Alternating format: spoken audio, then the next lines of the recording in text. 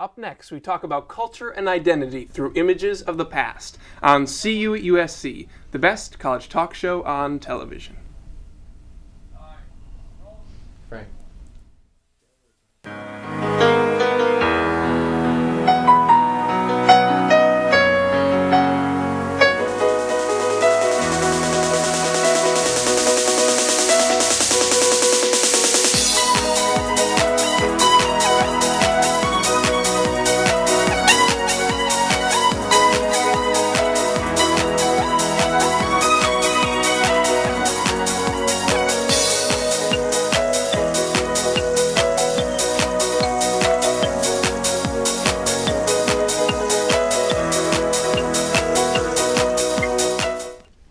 Hello and welcome to CU at USC. I am your host, Joe Horton. I am very glad to have with me tonight Bill Overton. He's the author of The Media, Shaping the Image of a People. He's also a former professional football player, model, actor, author. He has done it all. This is going to be a great show. Bill, thanks very much for being here. How you doing? Nice to see you. This is terrific stuff, and I'm so interested to find out from you.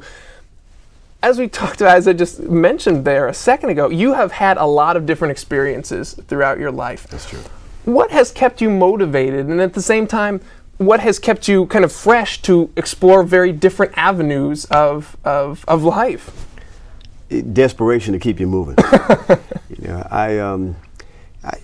I've been fascinated. I've had the privilege of living in different parts of the country.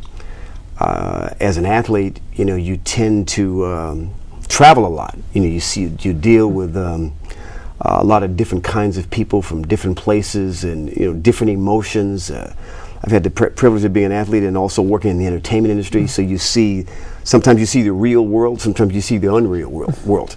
And so part of my passion and obsession with, which led me to getting involved with this project, is just trying to get society to really understand what is real and what isn't based on how the media functions. I don't know. I just think it was the Almighty that sort of sent me in this direction, because I definitely can't sit here and tell you that was my plan when I started out. Well, and that must have been a big switch for you. I just wonder what your mindset was. Did something just appear to you? Did you kind of finish football and say, well, I'll try modeling, I'll try acting? Or was it something that was literally presented to you and said, would you like to try this? Well, without dating myself, when I went away to college I was raised in Boston. When I went away to college, I was the only black in the town in McCook, Nebraska. So you deal with a plethora of emotions and attitudes just based on the fact that you stand out, and I don't have brothers and sisters. I sort of have always watched people. And what is one of my favorite sayings is all my books are people's looks and folly all they've taught me. So I'm always studying people.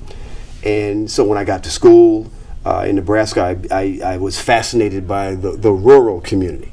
Then when I finished in Nebraska, I went to Wake Forest University, which is a very private, upper class university in North Carolina, where people walk around with suits and ties, and everybody had a different outfit for each day to play golf. And I came from the urban America in Boston. It was a new phenomenon for me, and then also living in the South was a new experience. Sure. So as I went through life, I was taking snapshots in my mind of how people get along or don't get along. And then so when I got involved, I came out of college and went into the professional football ranks for about 32 seconds. It was another manifestation about, it really wasn't sports, it was a business. And I sort of, and it was like a bolt of lightning, a slap in the face, a wake-up call to show me that it wasn't really about the best person would win. It was about politics, race, all kinds of issues. And was that ever disconcerting for you? Was that ever troubling for you? Because obviously I think you've gotten opportunities to see a great deal of the country, a great deal of the world, and to have your eyes opened like that and realize that things aren't as you always thought they would be. Did you ever find that depressing? Did that ever get you down, or was it just more to learn? Well, there's no place for depression in my life. And I learned, I think at an early age, that all I was a conduit. So the things, as life unfolded in front of me, I tried to take whatever was handed to me and turn it into something positive. So what I'm doing right now is basically, I have 4 kids, and I dare say my oldest daughter is the same age as you. So I realize that I'm here for you now. I mean, you're my son, whether you know it or not. All these young people in this room here are my children. So if I don't do something for you to make life better through my experiences, what's the point of being here? You know. Would you recommend to your kids, and some of them are older now, to see the world? Is that essential, do you think, in a world that's kind of growing increasingly smaller? Do you think people need to go out there and see the world to understand themselves, to understand why we're here? Well, one of my favorite sayings, again, is how much a dunce that's been sent to Rome excels a dunce that's been kept at home. So that's, I mean, I think that I become a better person, you know, and a much more sensitive person to other races, ethnicities, genders, religions, political persuasions, etc., just by being out in the world and getting an appreciation, not putting my opinions on what I see, basically accepting what I see and reacting based on that. I'd love to talk about acting for a second. If you are somebody who enjoys watching people, as you said you do, that must have been helpful for acting, to study people and to... It seems like you have a great love of humanity itself, all the different kinds of people. Did you find that helpful when you did acting? Well, one of my other favorite songs is, the more I see the representatives of the peoples, the more I love my dogs. I have 3 dogs myself. I know exactly what you mean. And I know some people who make me glad I have dogs. Yeah, but no, I do study people. And I was, when I was growing up in Boston, I mean, you can see I'm not short on words. And part of my, I think, security blanket, they call it talking trash now, but I mean, we used to call it ranking or playing a dozens and stuff like that. I mean, I was a master at that, and that what kind of gave me, I guess, the confidence to be able not only to attack you verbally, but also to be able to take it. Because, man, we talk about everything and everybody that's close to you and important to you just for a laugh. You know, so that kind of helped me. And then I would study people. So like I said, and I have a lot of fun. Probably in my other life, I might have been a stand-up or something like that, because I have a crazy, demented, perverse sense of humor. I don't know where I got it from, you know, but I do enjoy, you know, my experiences and using them when I get the opportunity to act. Sure. Yeah. Well, great. Well, let's talk about, when we get back, we're going to talk about the book, this photography, this collection that you've assembled. It's really incredible. Please stay tuned to See You at USC. We will be right back. Jason, come over here and take this one.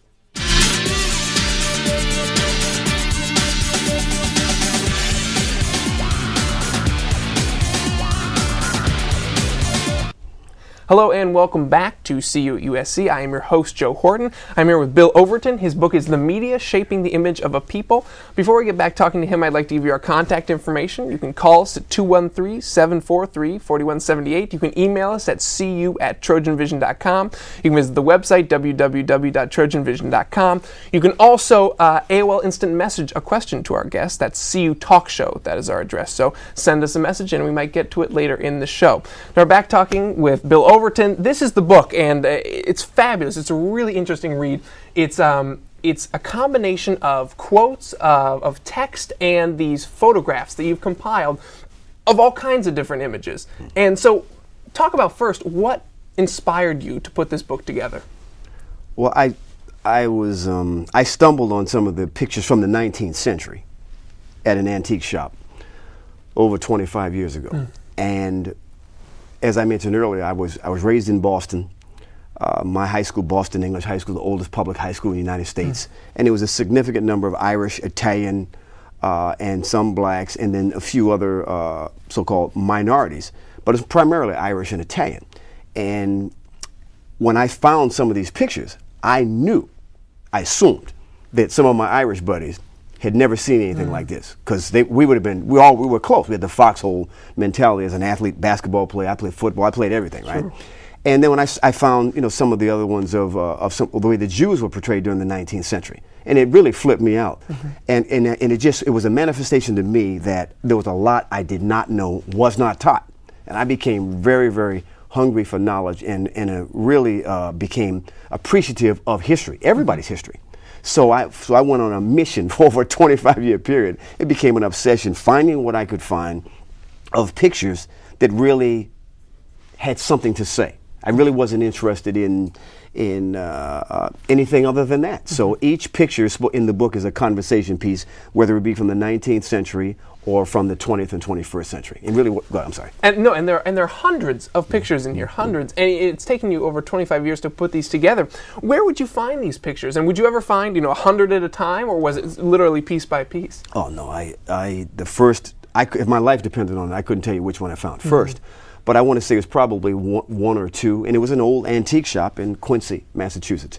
And literally, I had to negotiate the aisles in this rickety old building that I found, only because I was driving down the Southeast Expressway in Boston, and I saw at the corner of my eye antiques. And so I got off the expressway and negotiated my way through some one-way streets. And it was a very elderly couple who graciously let me come in.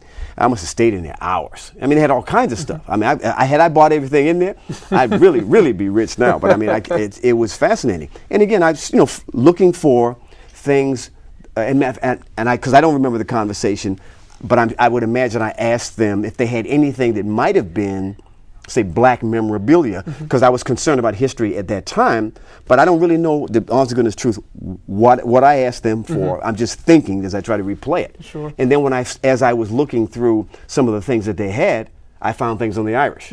Then I found things on the black. Then I started, it's like, I'm going to shop for all my boys. You know what I mean? I know some Jews that are my buddies. I know some Italians over here. And then when I went around, in the quotes, they pertain to Chinese. I grew up with Chinese friends. I got Italian friends. Right. I mean, I went to camp with a friend who was from Romania. And so I'm always concerned with how the media functions globally.